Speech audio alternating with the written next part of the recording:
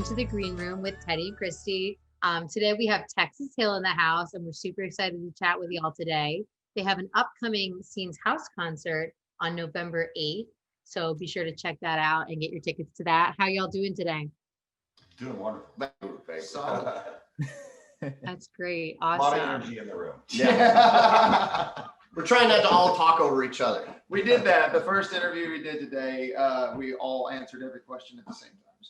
So That's great. That was the 2 cups of coffee that I had this morning. Let's start off with a little bit of, we know who you are, but why don't you introduce yourselves to our audience, let them know who you are, where you came from, and how you all came together to form Texas Hill. I'm Craig Wayne Boyd. Casey James. I'm Wakefield. We're not doing it. We're not doing it. Oh. And we are Texas Hill. Texas Hill. We have a nice little jingle that we threw together, but we're not doing it. Wait, we don't get the jingle? Bum, bum, bum. Oh, Am I the third, the fifth, or the oh no, I was the third. Texas. There it is. and I'm the one? Texas Hill is me. Oh, Texas Texas. Hill. Okay. Yeah. 3, 4. Texas Hill. That's horrible. It's all right. It's all that music. We don't have our auto tuners running yet. We'll work it out. That's hysterical. Oh, Well, So there's 3 of us. We got together about a year and a half ago, something like that. Craig called us up, me and Casey up, and we all got together and had lunch. Mm-hmm. Now, as I understand it, Casey, you and Craig kind of had the initial interaction between everybody? You went over to a dinner party, and I was just reading, a little bit of your bio, and you guys, your wives knew each other from middle school? Yeah, it's super crazy. So I'll try to do this as quick as possible. Craig and I actually grew up maybe 40, 50 miles away from each other, and probably played a lot of the same places growing up.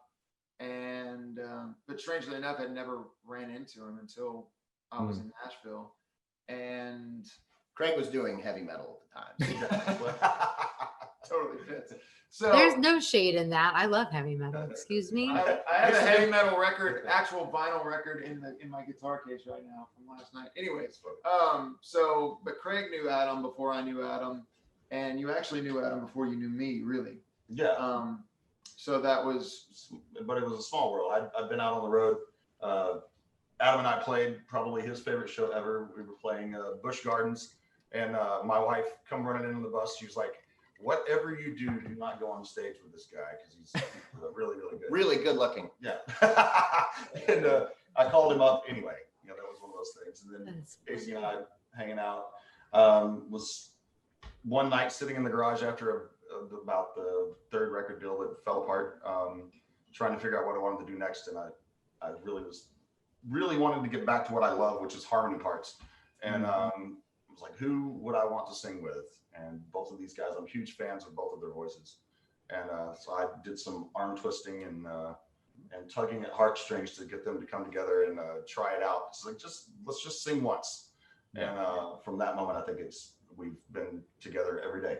yeah, it wasn't too hard. I mean, I knew Spiritually. as soon as he asked me, I was thinking to myself, well, combining 3 different solo artists crowds into one is a pretty great way to be able to fill seats. And then you don't have to play, the same games that you normally would play. And you can you have a lot more control because we are able to consistently just go and play and make music and then record the music that we want to make in the way we want to make it. And so, when I very first said yes, it was like I wanted to be a part of something as opposed to being just the guy, have people that are invested in it like I am and actually care as much as I do.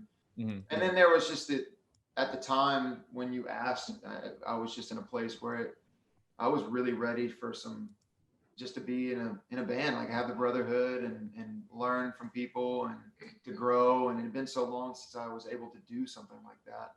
And I found myself at a place. I just made a new solo record, and I was really looking forward to it and hoping that it would work. And then we sang. It was like, yeah, this is something that it turned in. For me, it was originally going to be kind of like a side project. I thought this would be really fun, and then it really quickly turned into my main focus. And now my own personal stuff is on the back burner, really. So it's been a huge blessing.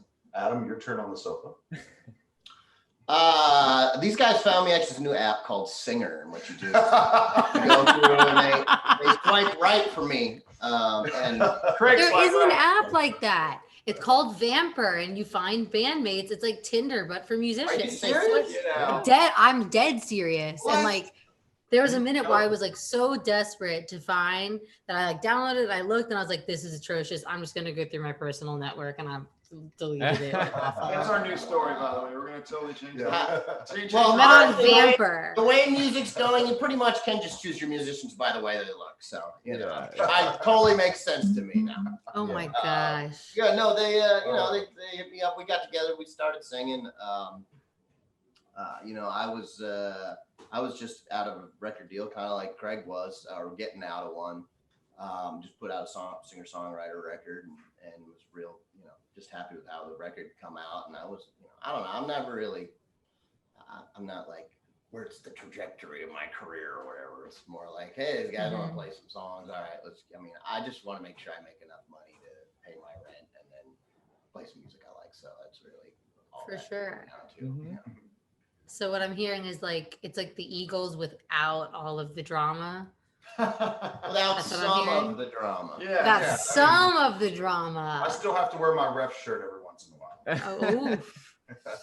Yeah, it's tough because I thrive on conflict. Casey thrives on conflict, and Craig hates conflict. Yeah, if we haven't heard at least a couple of nervous laughs from Craig, it hasn't been a productive day.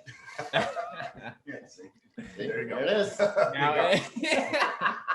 Thank You sir. challenge each other. It inspires growth. Yeah. I Absolutely. agree. I'm gonna use that phrase later when we're arguing. Exactly. I'm Thank just you. challenging you, bro. Dude, I just want you to grow. Opportunity. If you would just listen to me, you could grow. You guys are like brothers. Like I found my Like a family. lost brothers. Mm-hmm. That's great. Awesome. So I want to talk a little bit about, I know I mentioned before, I'm really interested in shortly your experiences on American Idol and The Voice and all of that. Like, what is that like? Because I feel like that is every young singer's like pipe dream.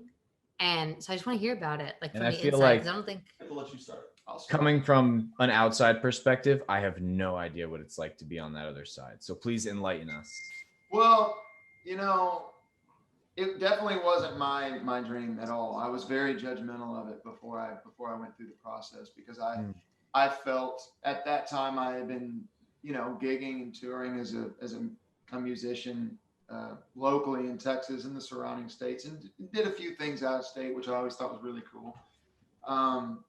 For 10 years, maybe almost 11 at that time, when I went on the show, and I couldn't have been more wrong. You know, I mean, it's like, look, first of all, any opportunity that you have, for anybody that's watching this, if you have an opportunity to promote yourself and to get out there, you take it. I mean, it was so ignorant of me and really wrong to judge it the way that I did. But going through it, it was wild. I mean, it was nonstop and fast paced. And I learned a lot about editing, because I saw some people that were like, maybe not the nicest individuals possibly, and maybe even horrible. And they seemed really nice on TV, because yeah, that's it's a magical thing, you know? And so, I love all of these contestants. yeah, exactly.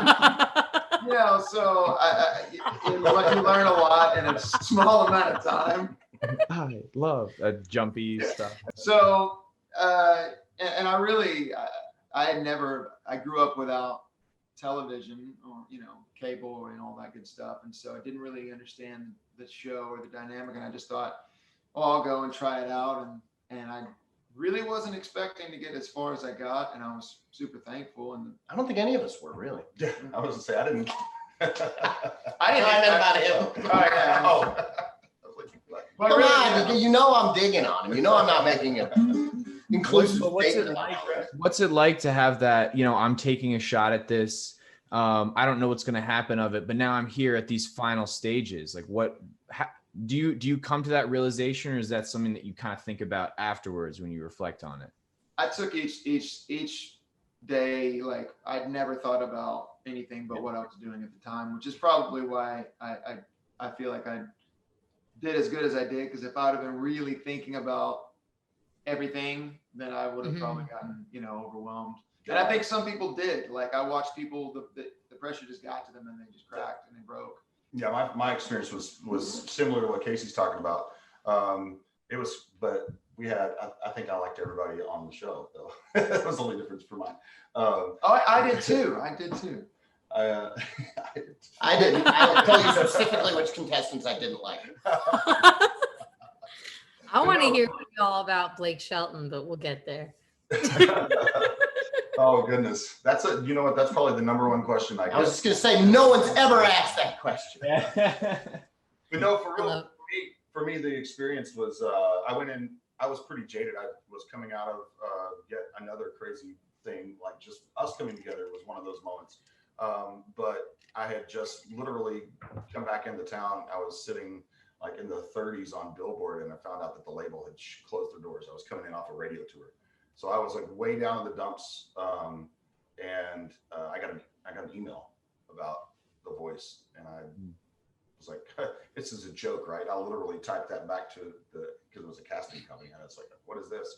And they replied, "No, this is real." I was like, "Well, I have nothing else to do. Why not go try this?" I've been out hammering it, just like Casey was talking, playing 200 and some odd shows a year all over the country, and I was like, you know what? I could go hit the amount of people that I have hit in 3 years' time. I can do in one single night if I can make this show. So I just had to kind of shed myself of all the jadedness that was trying to take over me, and just like, you know what? I want to approach this with a whole different mindset and be open to learn and experience life. And that was kind of went in there with not even thinking about anybody else being competition or anything like that. I just wanted to go in there and focus on beating myself, just go in there and do my best every single time. And that took me all the way to the top, which was really cool. Right. If only you just kept that attitude with us.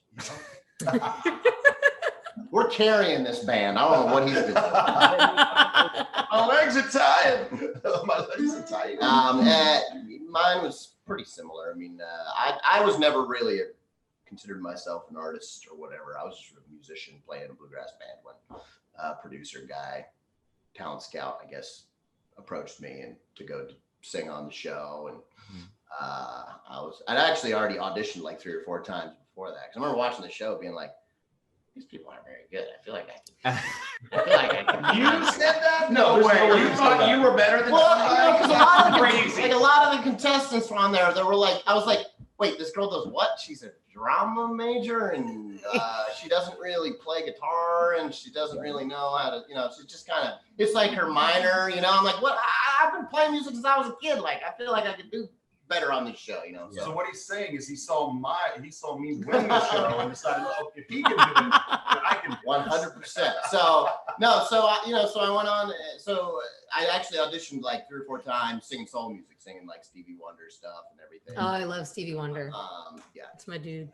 And so and I didn't get in. I got a couple of like callbacks or whatever, but it didn't really work.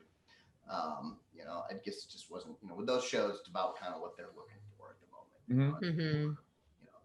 Something tells me they're probably not looking for a white guy singing soul music very much. So, I didn't really think objectively about it. I just was like, I like to sing this, so I want to sing. So then some other guy came in and was like, so the town scout approached me to do it. And I was like, okay, yeah. I was like, but I've auditioned a bunch of other times. So, what should I do differently? He's like, well, you're a male in Nashville, Tennessee. You figure it out. And I was like, gotcha. So I went and bought a cowboy hat and some boots and crushed it and learned some country music. And I was like, I'm a country artist from Nashville, Tennessee. How you doing? That accent too. Yeah. And it worked. So it worked. And I was on the show and it was great. It was really great. It was a really great experience. Honestly, I got nothing negative to say about it. I mean, it was everybody, there's bad apples in there as far as contestants being, pains in the butts as far as just creating drama and Oh, I forgot having about bad that. attitudes. I did. I remember one instance I took one contestant outside and had to have a strict talking with them about ruining it for everybody else. But besides that, I really got nothing bad to say about it. Everybody's really cool. Everybody's really open to like ideas. A lot of the songs I did like different arrangements and reharmonized them and just kind of do my own spin on it. And they were always really supportive. And For sure.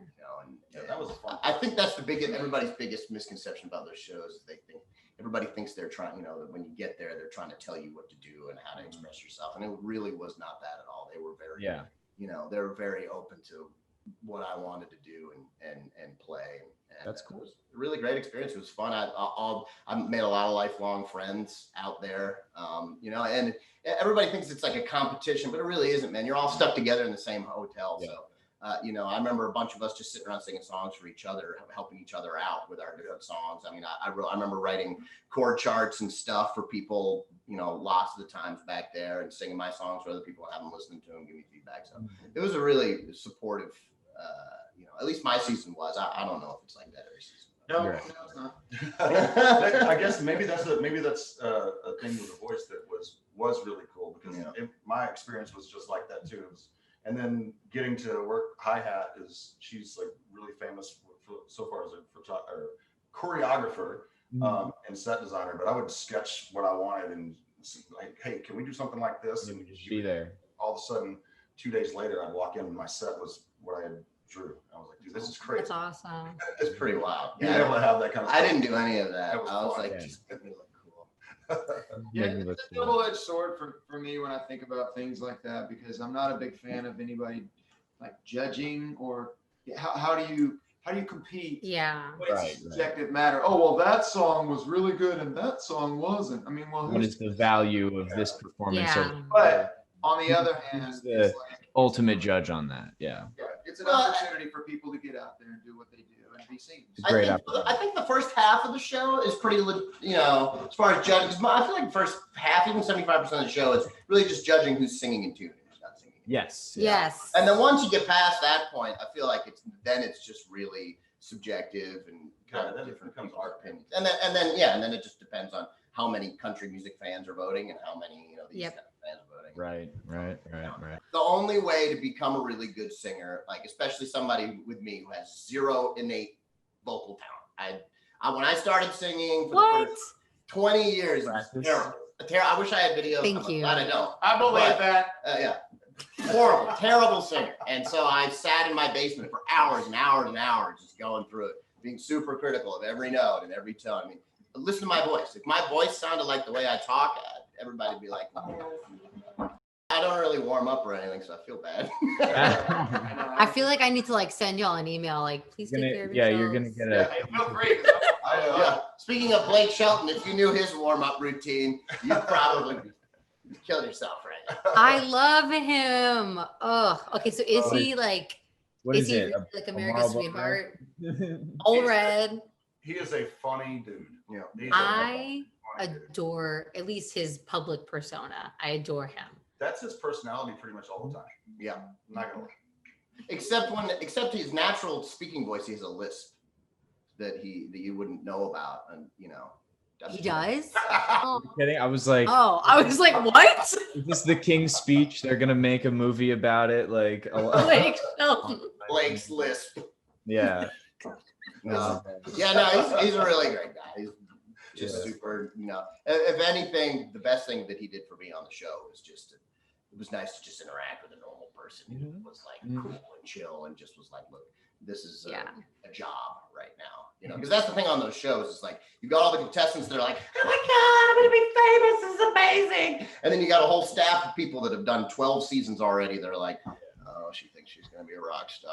All right, yep, go ahead, honey, get on the stage. So it's like, it was nice to interact with like somebody like Blake, who was just very down to earth and just like cool and chill and just like, yeah, here we go, another season. I'm gonna do what I can to help you out. Here we go. It's like, That makes me so happy. yeah, he's I love him. I was about to say, why don't y'all play a little something, something? This is a tune called "Love Me When I'm Leaving." It's an Adam Wakefield tune. I'll Composition. still. Right, 3. I'll just do it.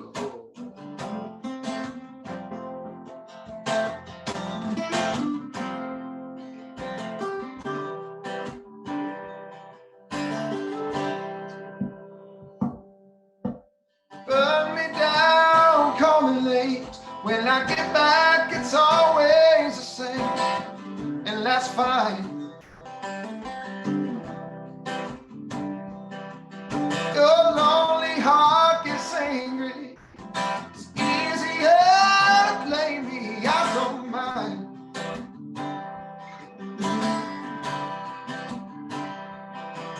Well, get it out, this all gone.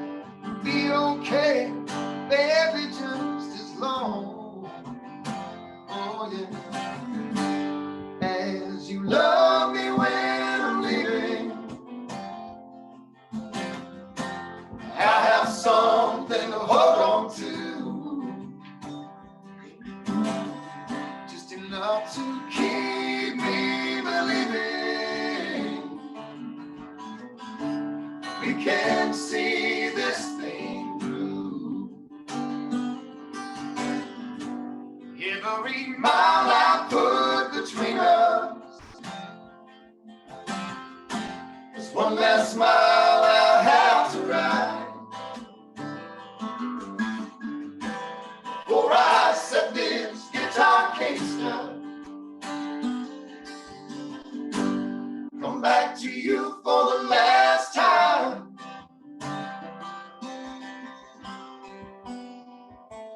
Oh, when I'm gone, we'll lead separate lives. Baby, you got yours, and I got mine. Yeah, every night we talk on the phone. You should be in love, but I know it won't. I can't lie.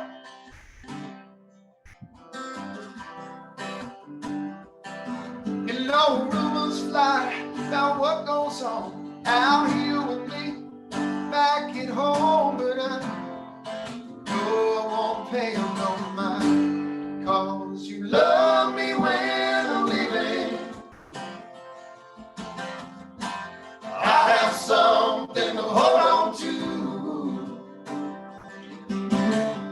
just enough to keep me believing we can see this thing through. Every mile I put between us is one less mile I'll have to ride. Before I set this guitar case down, come back to you for the last time.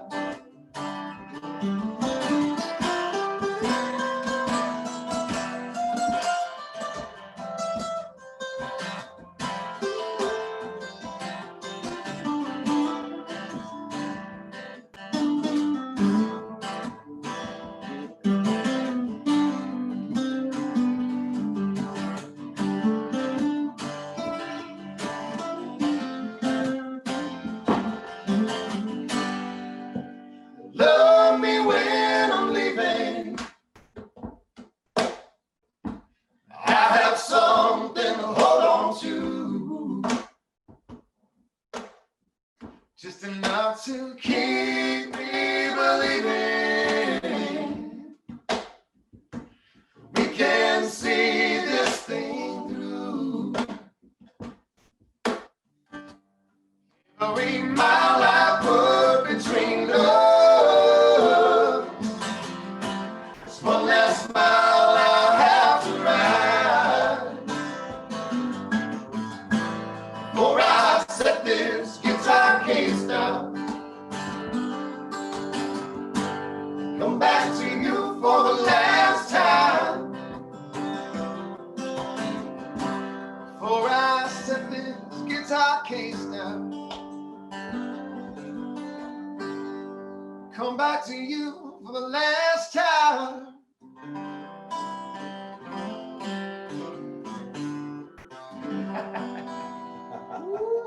Oh, that was That's expensive for it. But thank y'all so much for coming on. Of course. Thanks for Super having excited me. for your show. And yeah, I mean, Teddy, I don't know if you have any closing remarks. Folks, do not forget to get your tickets for our event November Mhm. 8th. We're going to have Texas Hill and Jenny Lee come on and do a show for us virtually. You can find our tickets on our website, on our Eventbrite, on our Facebook. So Eventbrite link will be in the description, along with all of Texas Hill's links, all of y'all's individual links. Maybe if they're lucky, I'll shout out the Craig Wayne Boyd fan club on Twitter, because let me tell you, they are excitable. guys, thank you very much for watching this interview. You can find Texas Hill on their website, Texas Hill Official, I believe.